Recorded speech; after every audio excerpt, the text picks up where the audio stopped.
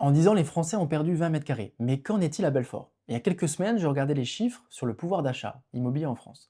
Un chiffre m'a marqué. En 10 ans, les Français ont perdu en moyenne 20 mètres carrés de pouvoir d'achat immobilier. À Toulon, c'est 45 mètres carrés. À Paris, un couple au revenu médian peut s'offrir environ 28 mètres carrés. Et forcément, quand on travaille dans l'immobilier, on se pose une question simple. Est-ce que cette réalité est la même partout? Et surtout, qu'en est-il de Belfort? Quand on prend un peu de recul, le mécanisme est assez clair. Il y a 10 ans, les taux étaient autour de 1%, voire j'ai déjà eu des dossiers à 0,8%. Aujourd'hui, on est plutôt autour de 3% à 3,5%, voire même 4% pour certains dossiers.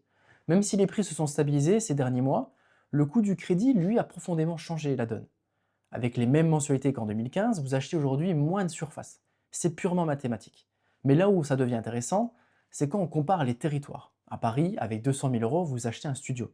À Belfort, avec ce même budget, vous pouvez encore envisager une maison familiale, selon l'état et le secteur, bien entendu.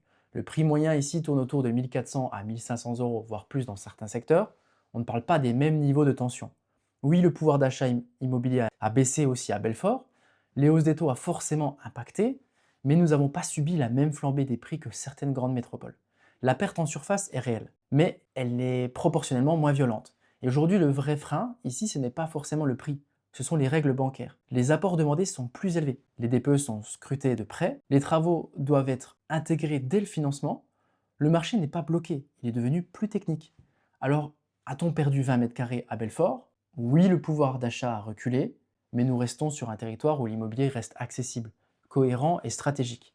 Et peut-être que la vraie question aujourd'hui n'est pas a-t-on perdu des mètres carrés, mais plutôt où est-ce que l'on peut encore acheter intelligemment?